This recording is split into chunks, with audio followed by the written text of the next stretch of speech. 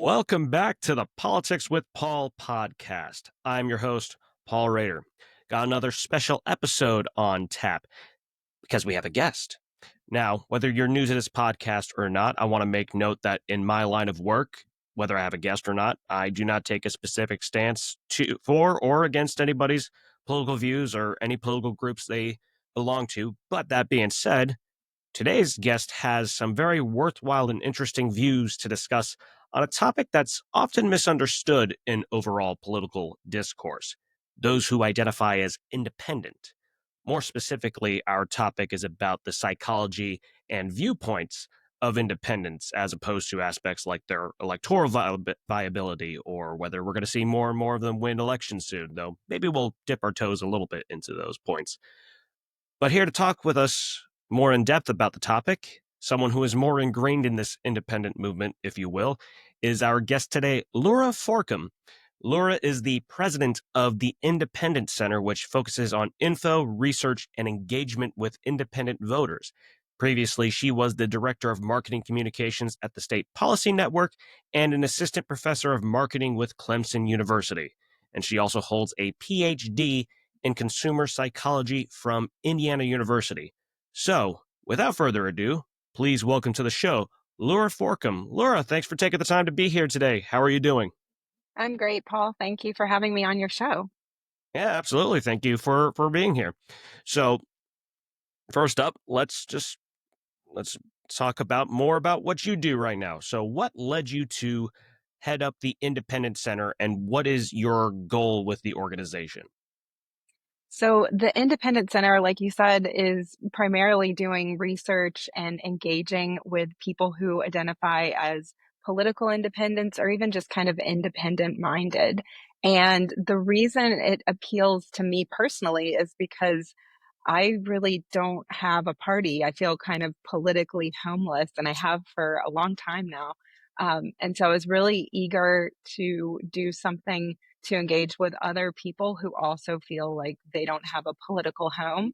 And I think that a lot of the research that I did as part of my doctoral research and as a professor actually gave me insight to how we can talk to people more effectively about public policy. One of the things I think maybe I'm unusual in that I am excited not by my side of politics winning, but by the idea of people engaging in conversation about public policy. And so I know there aren't a lot of people who feel really excited about talking about public policy, but the way I look at it is we could bring more people into that conversation, and it would be better for individual citizens and for the country as a whole if we could bring people into that conversation. And actually, marketing research knows a whole lot about how to reach people with ideas, and also like the practice of marketing. And so it seemed to me like there's this huge opportunity and need for it right now because I think increasingly only partisans and only the bases of the two parties are happy with politics in the United States right now. And so there's so many people who I think have just dropped out. And that's who we at the Independent Center really want to reach and have them feel like, they have an identity. There are other people who see the same things they see, and that their political participation is really important. Yeah, the idea that what you're talking about with, wanting to discuss public policy, that is, I think, something that's, is not a political stance. I mean, it's something that we need to do more of, and I think there is a serious issue we have with people thinking that they've already got things figured out about public policy, that there's no reason to have a discussion, and it's rather unfortunate. But with your research into independence, I'm sure you've delved a lot more into why people identify as independents, and I talked a little bit about it on a previous episode of my podcast. But since you're more ingrained in the movement, you're obviously going to know a lot more about it than I am. So, what exactly does being an independent mean to you? Because, like we just said, different people have different definitions. So, what makes an independent in terms of how they affiliate politically, how they think, or how they vote?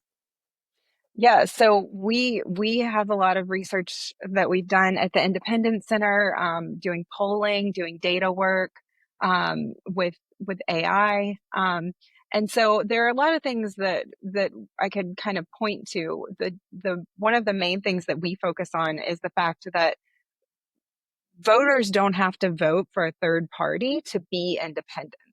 And we know that independents tend to swing vote.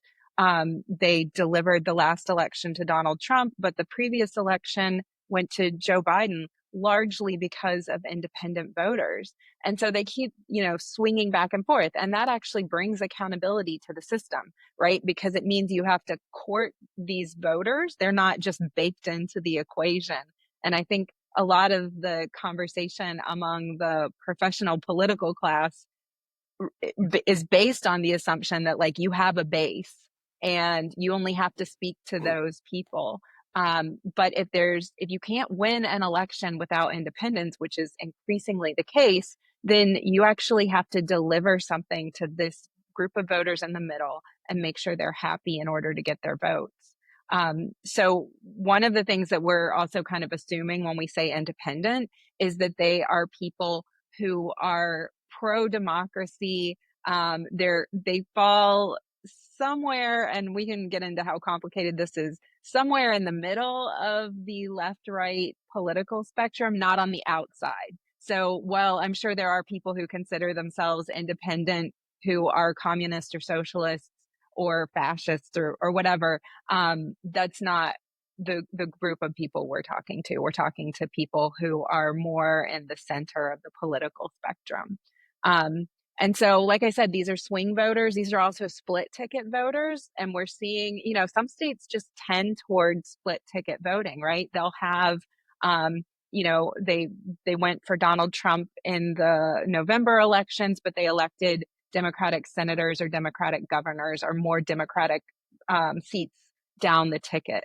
So that's another aspect of independent voting that I think is really important for people to understand. You don't have to vote for a third party to be an independent. Just the fact that you are not bought in and sold, with a single party is actually like really productive for our political conversation and for the overall dynamic of the country.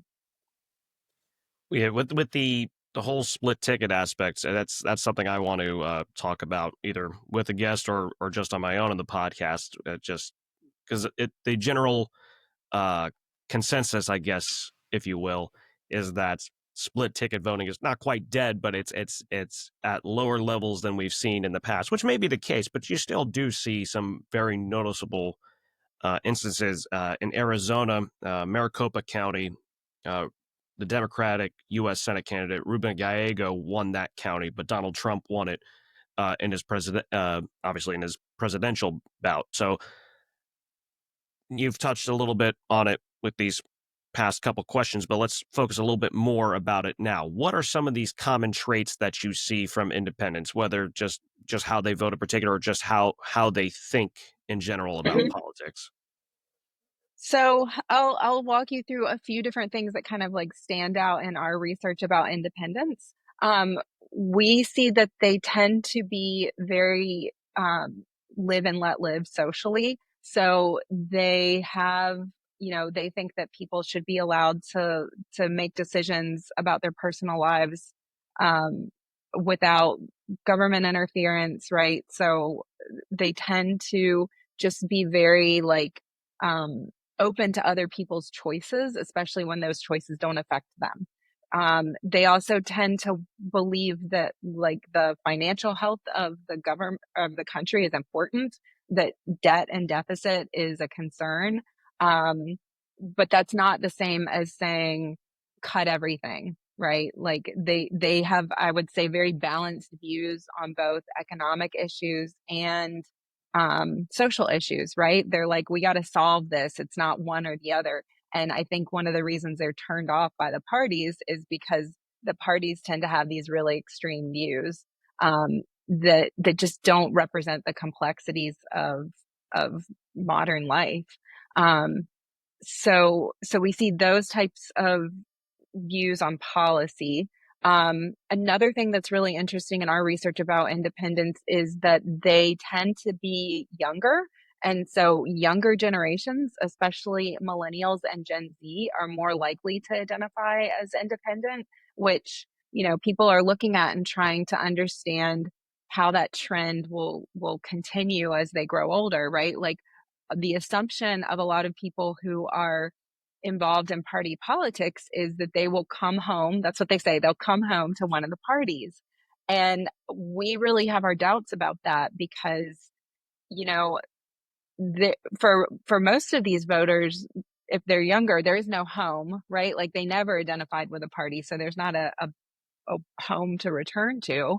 Um, and they show some other traits if you are researching them or talking to them that sound kind of different from more partisan voters. And so one of the things that we see a lot from these voters when we interview them um, is they think in trade-offs. So they want to know the pros and cons of a particular policy. And it's interesting because there's not much conversation about pros or cons if you're talking about political conversation about policy, right? If you have a Republican talking about a Republican bill, they're not saying here's the drawbacks that we're taking into consideration. I can't remember the last time I heard that in a policy debate that was happening among elected officials, right? They're just saying this is a great way to do it. This is the best way to do it. And I think, you know, if you're being honest at all intellectually, you have to admit that like there's no law or policy we can pass that is all upside, right? If it were that simple, we would just know the answers. We wouldn't need government. Um, Policies have unintended consequences, and they exist within really complex systems, complex legal and regulatory systems, complex behavior by citizens and residents of the country, right? And so, the idea that there's some policy that exists that's just pure, like, hey, this is a great idea, there are no bad parts of it, that's not true. And independents get that. They know that we're going to have to weigh these things within a single part policy, right? So if we want to have, say, environmental and emission standards. Well, that needs to be executed within this complex system, right? That has all these far-reaching effects. And so there's not a simple answer to it. So not only do we have complexity in figuring out what is a good policy around emissions, um, there's further complexity because we need to figure out among all the potential policy areas where we need to pass laws, how does this rank? And so it's an incredibly complicated conversation. I understand why most people don't have time to engage with it. And I think independents are unique in that they really do want to like grapple with the details and think about trade-offs. Yeah, with the details and the nuances, that's a lot of the, I think, the contribution to what we call the ballot information problem. When you've got to research candidates, it's because it can be so complicated. It's sometimes hard to uh, figure out where to go for research. And regarding the pros and cons that you were talking about trade offs and policies, something I'm working on in regards to a TED talk I want to give later this year is that there's I think, I mean, just the culture in general, but particularly political culture really incentivizes you to say, or there is no incentive to admit that there is a possibility you might be wrong or that you have some sort of flaw in your policy views or in your programs because you're trying to get as much support for what you're trying to pass as possible, but it has this unfortunate side effect of just deteriorating political discourse because Mhm. you don't want to admit that you're possibly wrong about something, and it's something unfortunate. I think. I mean, it's also just a general part of human nature that's unfortunate, but Yeah, well, uh, we know about something from psychology called the fluency effect, which says that ideas that seem fluent seem more likely to be true to us. And things are fluent because they're simple and easy to understand. So if you are running a campaign and your answer about policy is the complex one, and your opponent's answer about the policy is very a simple message, right? They're going to win. Their answer will seem more true to people who are not well informed on the issue. And so I don't know how we counter that. It's a really big problem. But one of the reasons I think it's so important to enfranchise independent voters and to bring them into more political discourse and engagement is because these are people who are already inclined to understand that complexity and maybe a little bit less likely to fall for a fluency effect because they would say, well, that's just simplistic. That's not serious. Okay, interesting. The fluency effect. That kind of sounds Hmm. like sounds rather like Occam's razor. If Hmm. whatever's the simplest thing is probably the thing that's true. That's it. That's an interesting viewpoint. But to the next question, we have the typical conception of the partisan spectrum. I have a feeling I kind of know where you're going with this, but the typical conception of the partisan spectrum is Democrat, independent, lean Republican, Republican. What is your take on that? And do you find these categories helpful? Well, I mean, sure. If we said, well, there's no such thing as a Republican or a Democrat, I don't think that would help us have a clearer understanding of our political process. But I do think what we say and what some other researchers were not, this is not our idea. This is an existing idea. Is that instead of a two-dimensional, or sorry, instead of a one-dimensional spectrum, there's actually a two-dimensional spectrum, right? So then instead of falling into one of two categories. Um, or one of five, if you're talking about the lean Democrat and independent, then there's actually at least four spaces, right? Because you have two axes, just like an XY axis, right? And so that you can have people on the off diagonals where you would be, and this is what we find about independents, right? That like socially they tend to be what you would call more liberal. So um they are fine with same-sex marriage. They are less restrictive about abortion, views on abortion, those types of social policies. Um, More open to like DEI and diversity type initiatives. And coupled with expecting government to be effective and expecting us to adhere to fiscal policy that's sensible. So, one of the things that we saw in the last election was that independents, if you ask them what their priorities were, affordability and inflation were major concerns. And that was also true of Republican voters, right? Like those were top priorities for them. And so it's like, you can see why these parties, or sorry, you can see why these voters are not represented by a party, right? Like they're taking from both sides. And so I think that four quadrant space that you get with a two-dimensional political diagram, this is much easier to talk about if you have a picture, but that two-dimensional way of thinking about politics to me seems more accurate in representing voter preferences. But of course, then the question is, um, is that a third party, right? And we're really not talking about our work as a party. We're talking about as a movement of voters.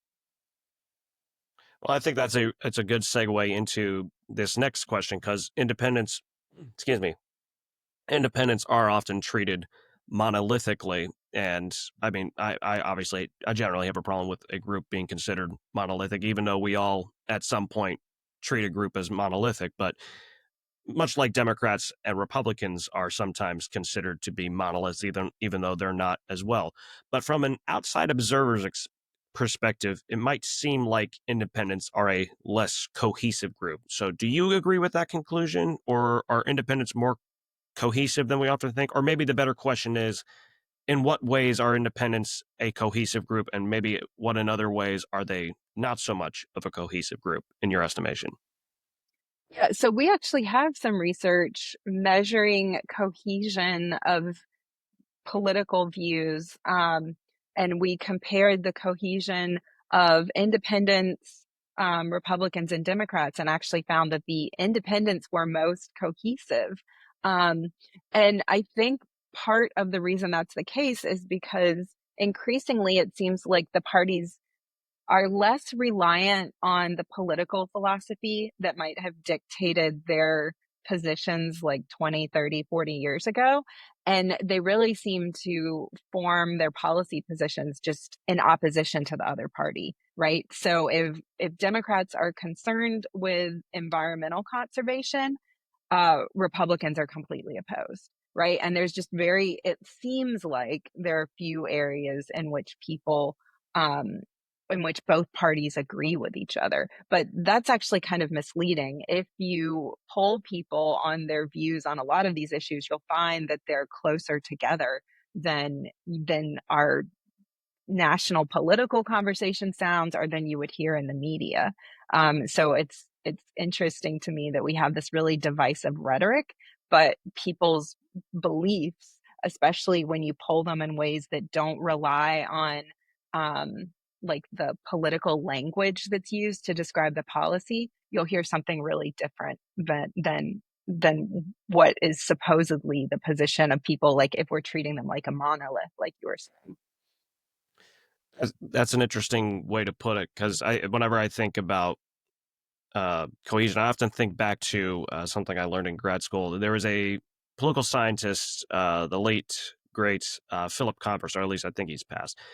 It was a study he had done back in the 1960s, and he revisited it later. But basically, it was the idea of what he calls ideological constraint, where basically, if one value shifts, how much does the rest of your political values shift? And generally speaking, the elites, or what we'd call elites, people who are in office, who run for office, they tend to have a lot higher of an ideological constraint, whereas voters tend to have much less of that, where if one value shifts, uh, the rest of the values don't necessarily shift. Uh, so it kind of sounds like when you talk about the parties, voters or the parties in general are becoming more and more ideologically constrained. But do you see independents necessarily doing that as well? That's a really interesting way to frame it. So it's just basically, is cohesion the same idea as constraint? Is that how you're thinking of it? Like Uh, yeah. if you have a lot of cohesion, then changing your position in one thing should kind of have ripple effects on the rest of your position. Yeah, I guess I guess you could depends on what your definition of cohesion is, but basically the idea is like, if you're very committed to the idea of being a conservative, or you're very committed to the idea of being a liberal, if one conservative value shifts, then your other conservative value shift. If you become more Mhm. conservative on abortion, for example, then you might become more conservative on gun laws and social program spending and things like that. Is there necessarily that kind of thing with independence, where if I guess let's say they go more towards the middle on abortion, for example, would they necessarily go more to the middle on gun rights, or I should say gun laws specifically, to try Mhm. to be gun control to some people, and then gun rights or gun safety to some people, gun rights to other people? Do you see a lot of that movement with independence, or do they just not even think in those terms? So I would say what we see from independents is that they want policy that works, and they are not likely to sort of agree with the existing kind of discourse we'll have, where it's like, Democrats will say our gun laws are woefully inadequate. We need to do something because there are major safety problems, right? Like this is a major problem. And the contrary point from Republicans is no, it's great just like it is, right? And so I think they want a consensus, right? Which is like, hey, there are some real problems and we should address them, but not by, you know, doing what Republicans have always feared and going door to door and collecting your guns, right? Like they want a sensible solution. Um, and the fact that the two parties seem to be locked in this really absurd conversation of extremes just prevents any kind of solution, right? Like they're just gridlocked within Congress. Um, and so like that's not government being effective. That's not creating policies that make people's lives better. The other way you could look at cohesion, so this is a fascinating issue. I feel like you could do an entire podcast on this. So I'll point out two things. One way to think about cohesion too is instead of the views of an individual being consistent with each other, if you think about cohesion in terms of whether you can predict whether a group of voters behaves the same way, right? Whether they all hold the same position, I think is another interesting way to look at it. And so when we talk about cohesion in our research, what we mean is that you can predict the views of independents a lot better than you can Republicans or Democrats, because Republicans, for example, differ quite a bit on abortion. The national viewpoint is actually on average, most Americans support some degree of access to abortion, right? Um, but among Republicans, for example, Donald Trump changed the party's position on abortion with his platform in the last election. So you have both voters who are, fully, full stop, completely opposed to abortion within the same party as you have voters who say, well, we need some degree of abortion access for women's health, right? Um, and so that type of cohesion is also something that I think is really important to consider. It's the same on the Democrats, right? There are issues where there's a mix in terms of people's position. And maybe that's sort of reflecting the complexity of our political environment, right? And like we're just stepping away from this idea of total cohesion within any party, including independents.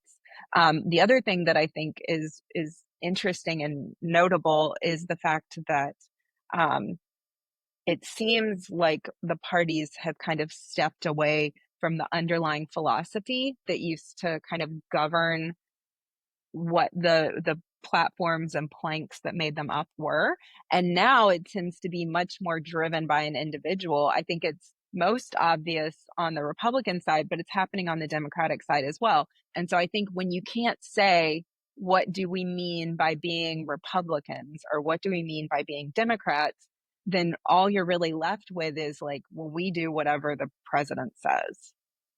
The president is the one setting, right? Or the head of the party is the one setting the positions on different issues. And so that's been an interesting trend to notice because it it suggests to me that it's going to be more personality driven, right? Like you'll, instead of having a party with kind of a coalition of people who agree for the most part on values, you'll end up with this kind of like monoculture where it's really a single or few or individual people whose positions dictate the party positions.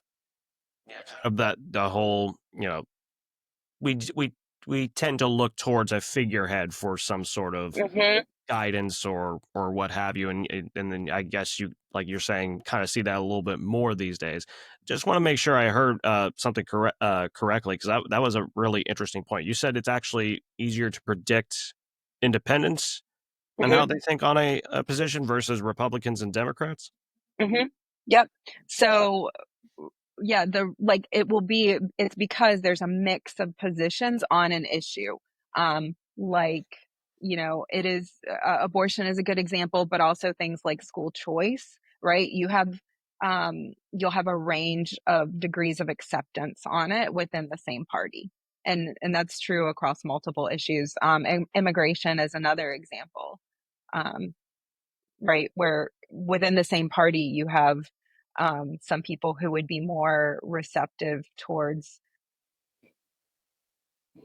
I don't know how you want to, reform of the immigration system, and more people who prefer a limiting of immigration. Interesting. Wow. Okay. That's something I guess you might necessarily think the opposite way. You'd expect the parties to be a little bit more predictable. Not again, Mhm. not to obviously don't want to treat any group monolithically, but that is a really uh, interesting point to make there. But let's move on to shift gears just a little bit. What are one or two of the biggest misconceptions you see about independents in terms of how they think about things or how they vote in general, whatever the case may be? What are one or two of the biggest misconceptions about independence you see? So, I mean, we touched on this a little bit before, but I think one is this idea that they're going to come home to a party. And, I think when I think about like what are the psychological traits that make up an independent, one of the things I think of is that they are more tolerant of ambiguity and ambivalence, right? So, another psychological trait we know about humans in general is that like ambiguity and ambivalence are cognitively expensive.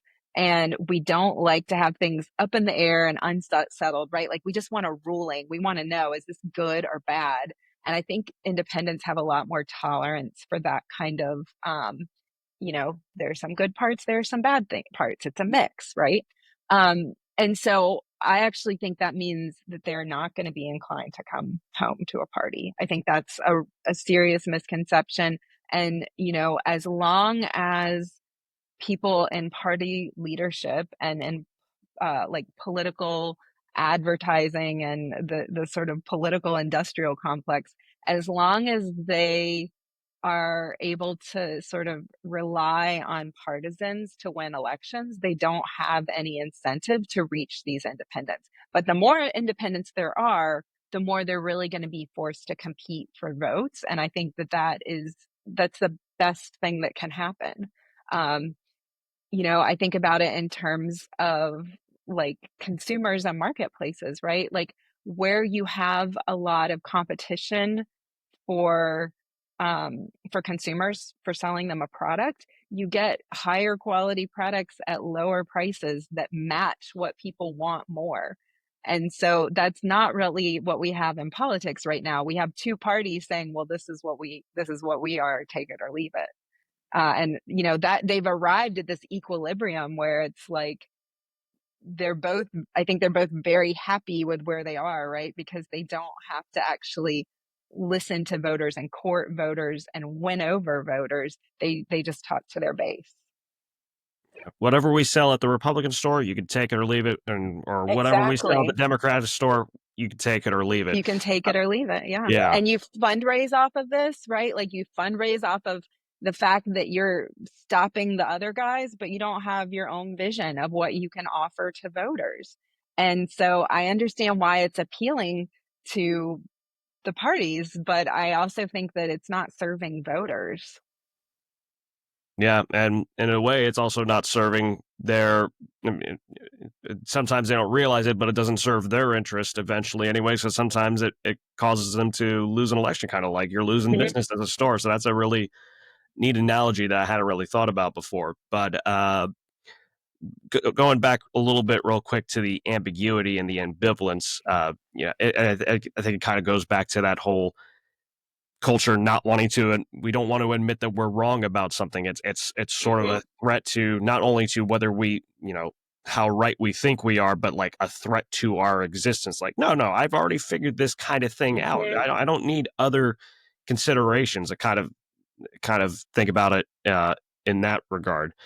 Uh, so to the next question, some political observers and academics would argue that there are relatively few true independents. And I know we've talked a little bit more about this, but I wanted to hear you talk about in regards to this specific question. So, personally, I'm a bit skeptical of the whole there are few true independents. I think some of the ways that it's been studied have been flawed, and I'm sure you are skeptical of it too. But why do you think some people that study politics think that way? And do you think the way that they've been studying independence, or is more specifically, independent voters, is flawed in some way?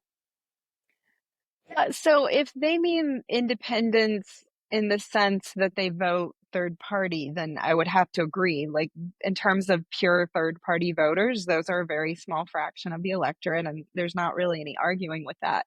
But I think the fact that you have, you know, independents sort of swinging back and forth, and they've been an influential uh, block of voters in elections going back to the first Obama administration, first Obama term.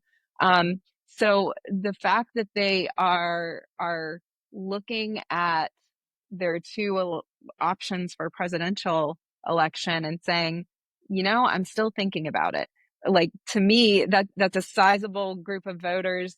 I'm sorry, I don't have statistics at hand to tell you an exact number, but like that's a significant proportion of voters, and I think that is what we need more of, right? Like that's what we want to create kind of a movement of people who feel like they are not alone.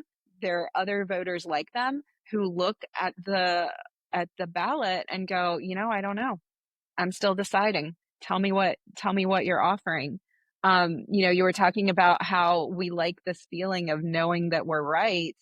And I think that when that goes into your party identity, that can be really problematic, right? Because you just kind of get together with the people who agree with you and congratulate yourselves on being right and feel right together. And I know that's appealing, it's a good feeling, and it's important to humans.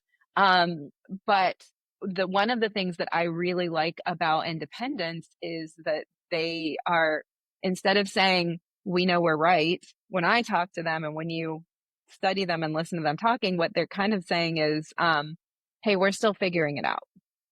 And they're comfortable with this idea that it still needs to be figured out. And again, that's the kind of political discourse that I think is really more productive, instead of just having these two camps where it's like, well, you know, lump it or leave it, right? Like you can like or whatever, like it or lump it. This is a Republican store. This is a Democratic store. You'll have to go somewhere else. Right, right. Um, and that kind of speaks to this next question I have. And undoubtedly, we have an issue with polarization in this country now. That's a little bit more of a whole other can of worms as to how polarized we are. But you can look at it from partisan, where the two parties are so polarized ideologically, where conservatives and liberals are highly polarized, even though partisan and ideological uh, polarization is very well related. It's not the exact same thing. Affective, how we feel about each other, issue based polarization. But do you believe polarization is as much of a problem as we make it out to be? Yeah, I mean, I think when we're talking about this like affective polarization, um, where it's not that we disagree, it's that we think that the other side are bad people.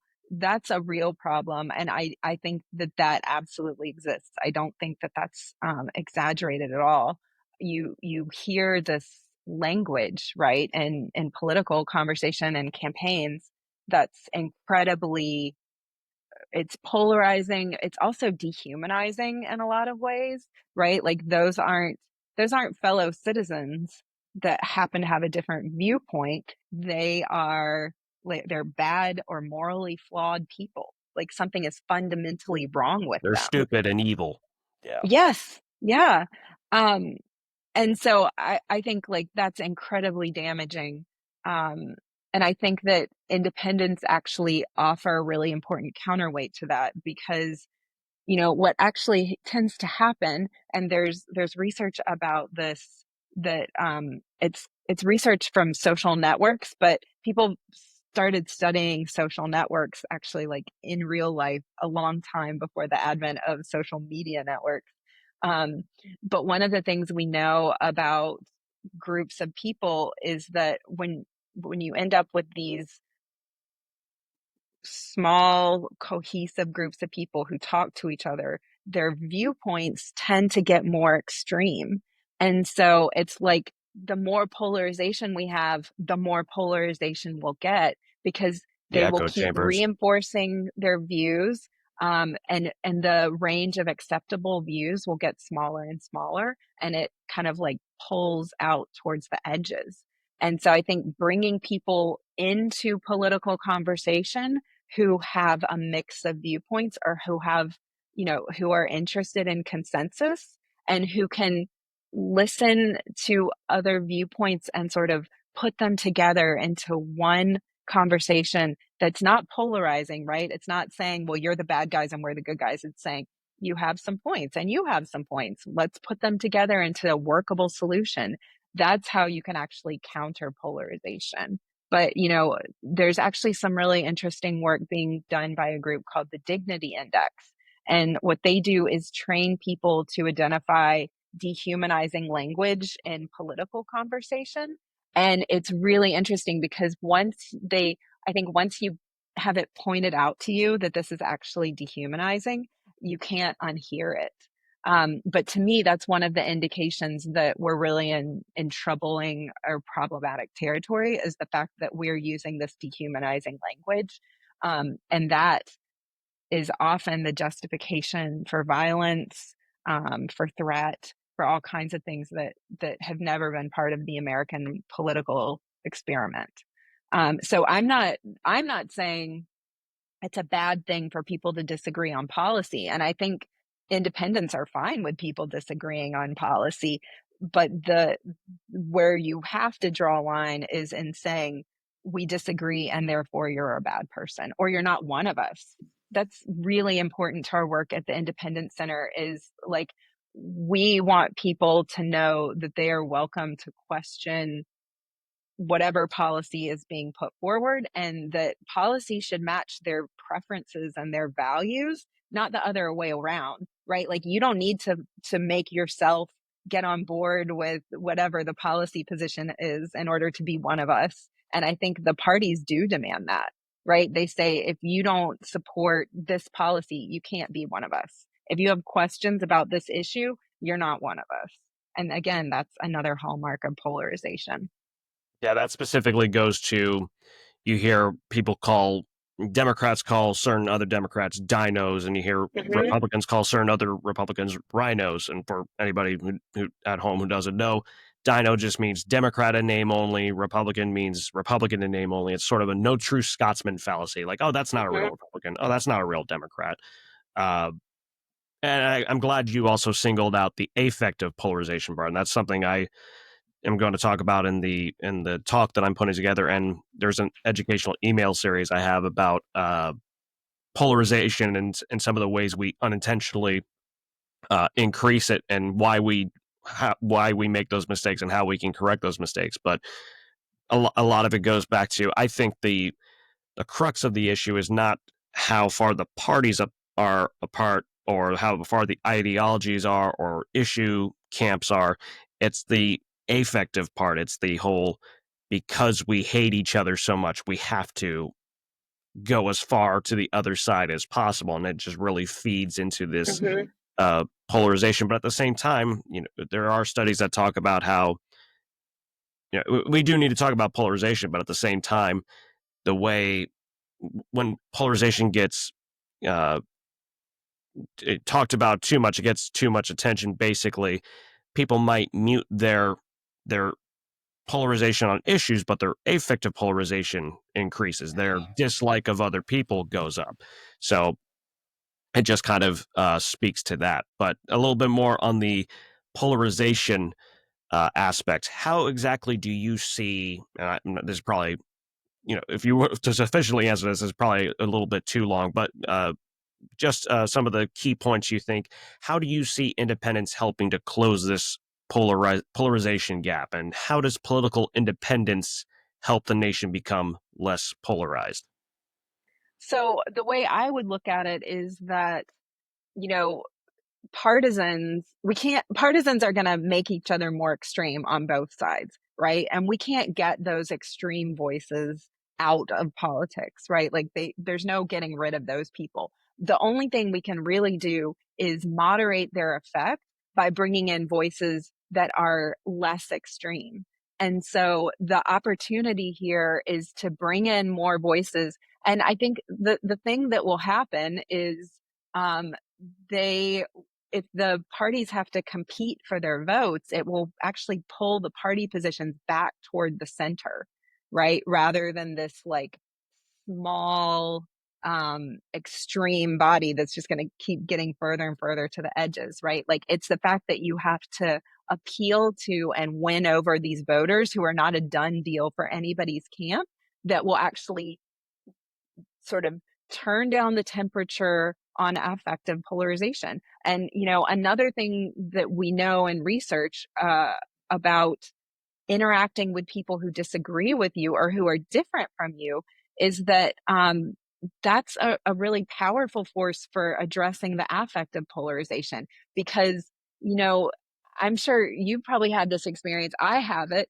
It's like, if you don't have to talk to people who are the other side, right? Like you are free to come up with whatever attributions and conception of them that you want, right? And you can make all kinds of inferences and assumptions about what drives their behavior and what they're like as people. But if you actually talk to them, right? Or you have to go, you are part of the town council together, you go to litter cleanup day together, right? You are forced to confront this kind of messy reality, which is that they are actually a lot more complex as individuals than whatever you made up in your head about them, right? And so I think it's this process of actually being connected and in conversation with both sides that makes independence a tremendous force for depolarization and for addressing affective polarization.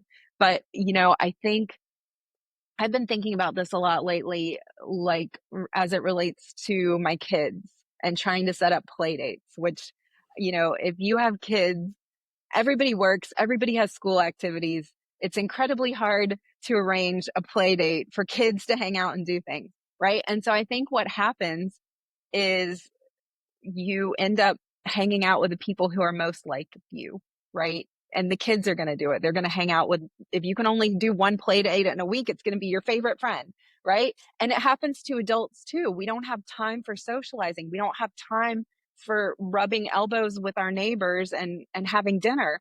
And so what you end up doing is spending time with the people who are easiest for you to spend time with, which means it's going to be the people who are most like you. Because we know, actually, it's called homophily. People spend time and are close with the people who are most similar to them. And social media algorithms are doing it to us too. So like if we go through life spending most of our limited social time interacting with people who are most like us, um, that's not productive for humans. It's not productive for democracy, right? Like that's just not how we were meant to interact with each other. And so, we have a larger sort of like society and technologically driven problem, which is extreme, Yeah. I guess I would say extreme homogeneity, right? And the tendency for that homogeneity is to create polarization. Um, so, so to me, what we need is like a different way of looking at politics. And I think that that's what independents offer. They're here for complexity. They're here for ambiguity. They're here for consensus and talking, even though we don't agree. Um, and I think that that is like one of the most beneficial things that we could offer to the political discourse. I guess the cat didn't quite agree with that sentiment. Yes, that was That's all right. I love cats though. But what you just spoke to is that unfortunate predisposition towards echo chambers that we have to, unfortunately, we Mhm. have to work harder than ever to make sure that we don't fall into those. And I mean, you can even extend that past uh, politics, because I mean, there's even sports figures. I'm a big sports guy, and there's sports figures that I hated for one reason or another. Not even like they played on a team or coached a team that I hated. I just didn't like their attitude about things. But then I actually listened to them. I was like, you know what, this guy's not that bad. So Mhm. unfortunately, it can happen to anybody, and it's something I think some people think they're a little bit less or a little more immune to, a little less uh, given to those kinds of things. But it's something that you've got to watch out for, because If you don't, it's something that can uh, easily happen. Uh, this is technically more the penultimate question regarding independence, but a common theme of human psychology is this whole in-group, out-group dynamic. My great group is great, wonderful, and pure, and it's got everything right, and the other groups are dumb, terrible, evil. They get everything wrong. How, maybe not necessarily just how do independents, you know, try to break through that mold, but how in general do we what are some ways that we can try to break ourselves free from it? I know you talked a little bit about it, but maybe go a little more in Mhm. depth. How do we break out of that in group, out group dynamic, regardless of Yeah. what our partisan affiliations are?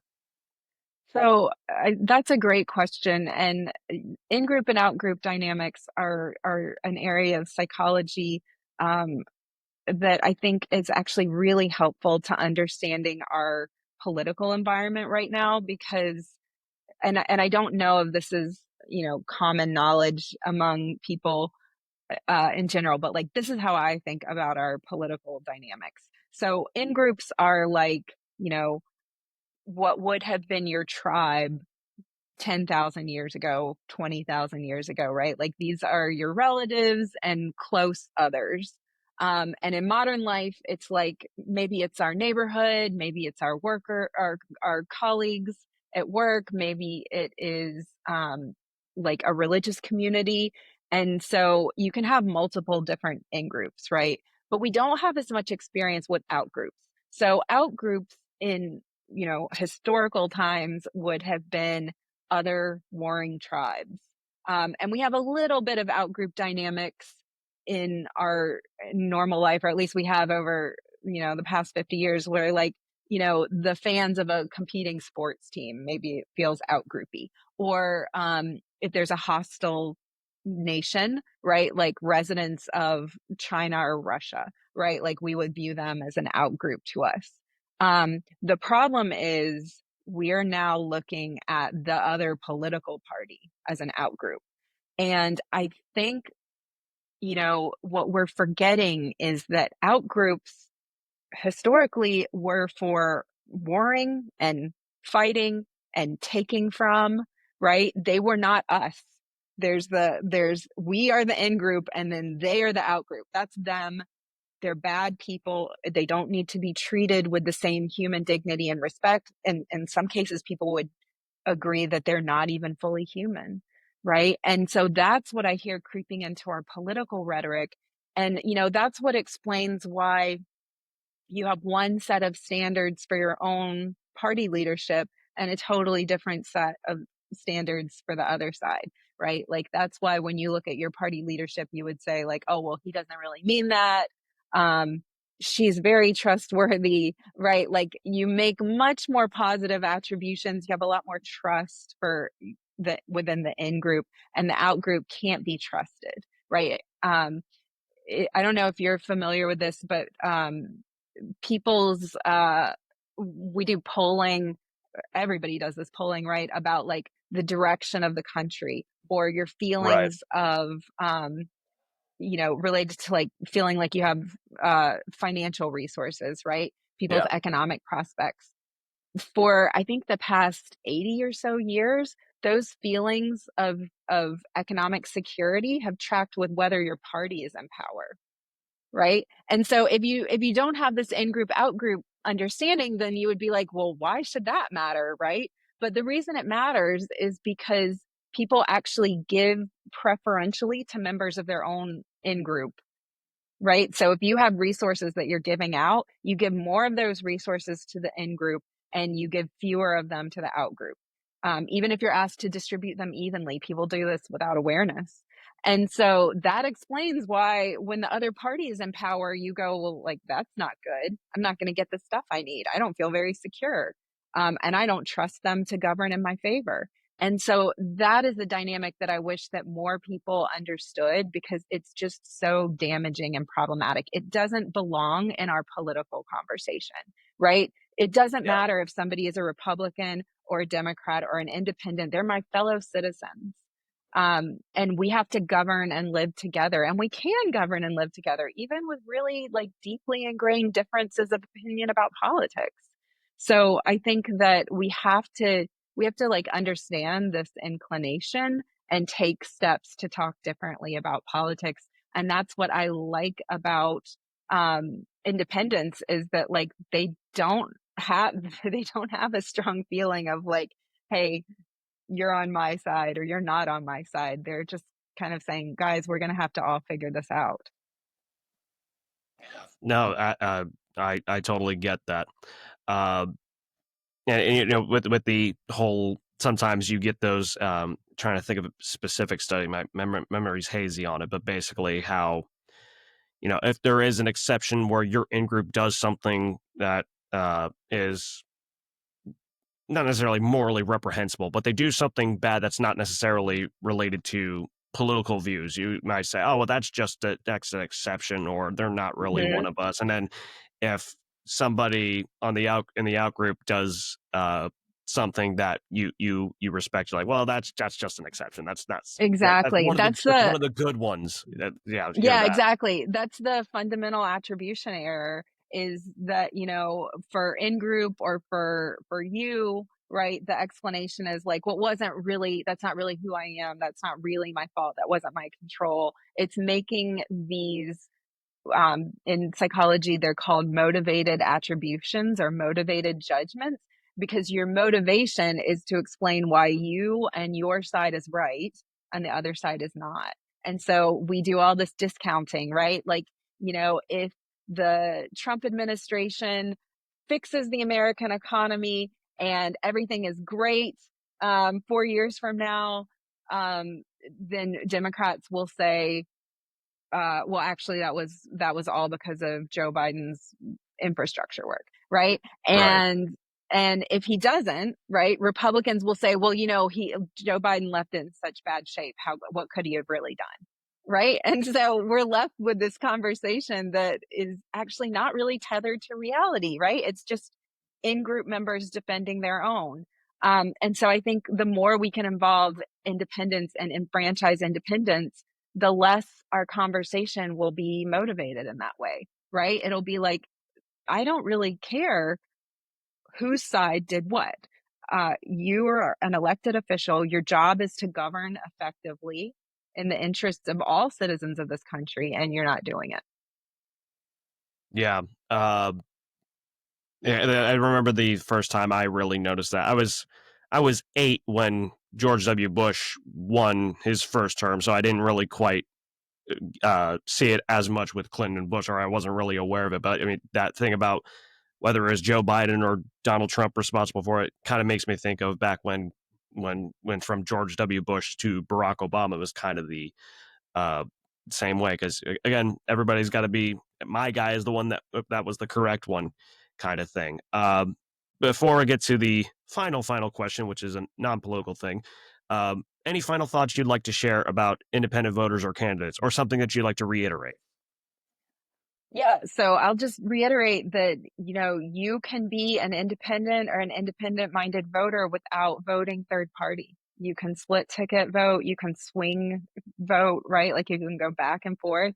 But if you feel like you're not politically homeless, you are not alone. We are doing our best to reach independent voters and sort of create this community of people who feel the same way about politics. And so if you're interested in learning more about that and being connected to other people who also are independent or independent minded, you can visit our website. It's www.independencenter.org.